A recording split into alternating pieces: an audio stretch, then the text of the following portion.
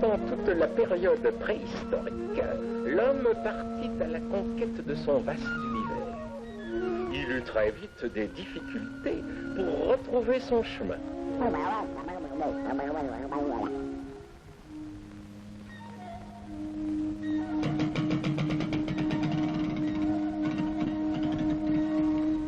Comme il disposait de peu de moyens, les premières cartes furent tout d'abord très grossières.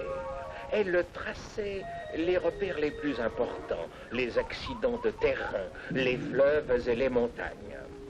Cependant, grâce à cette invention, des contacts fructueux entre clans furent établis, ce qui permit la création des premières communautés où tout était partagé.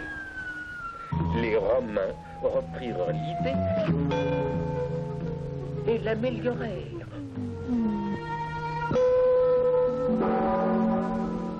Entre autres, ils ajoutèrent les frontières des territoires à conquérir et ils apprirent ainsi à ne pas dépasser les bornes.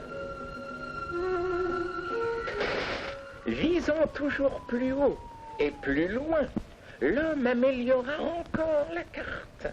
Au Moyen-Âge, les voyages étant longs et pénibles, les rencontres étaient fréquentes et il fallut mentionner sur la carte aussi bien les auberges et hôtels lorsque l'on rencontrait des amis que les refuges et châteaux forts lorsque l'on était en fuite.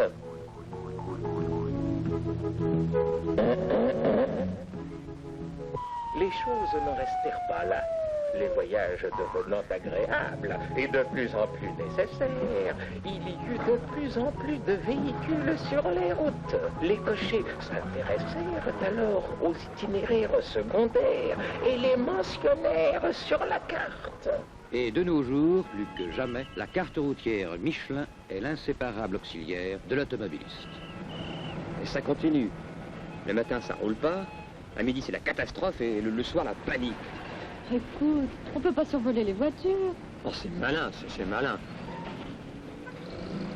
Que veux-tu qu'on y fasse? Tu connais pas une autre route? Bah, si j'en connaissais une, tu crois que je serais là?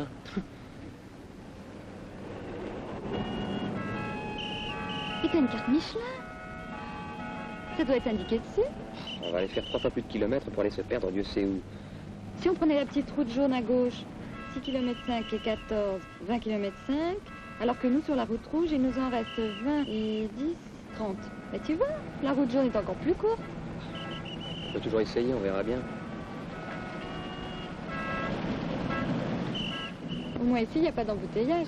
Dis donc, je veux pas te contrarier, mais j'ai bien peur qu'on aille se perdre. Ah, écoute, on a une carte, et puis on roule. Et là, où va-t-on? Tout droit, c'est marqué sur la carte. Ça va monter, c'est par là.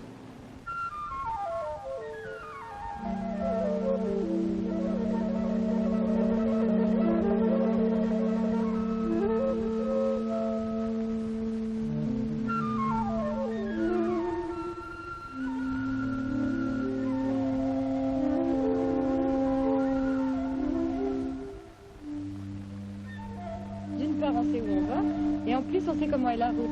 Alors qu'avant...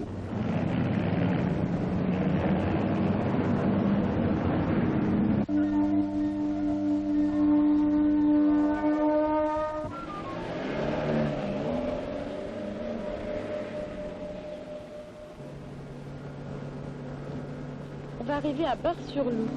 C'est bien indiqué sur notre route. Tu vois, on ne se perd pas.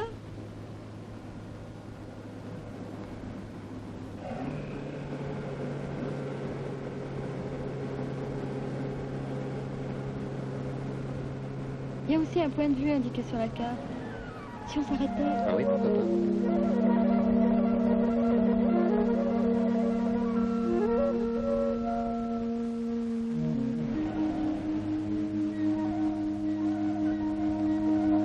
La route est bordée de verre.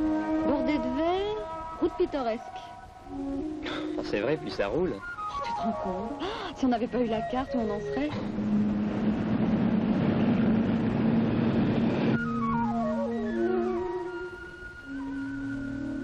Regarde.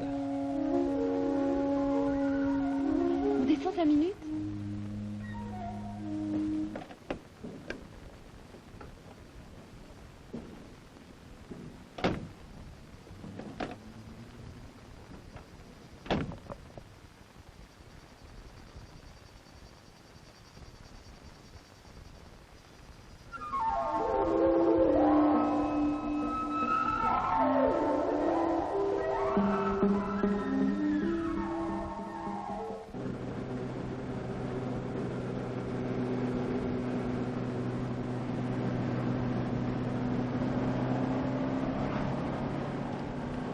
presque arrivés.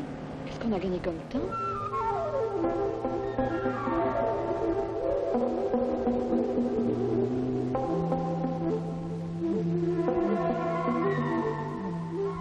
Et ce brave homme, il est indiqué sur la carte.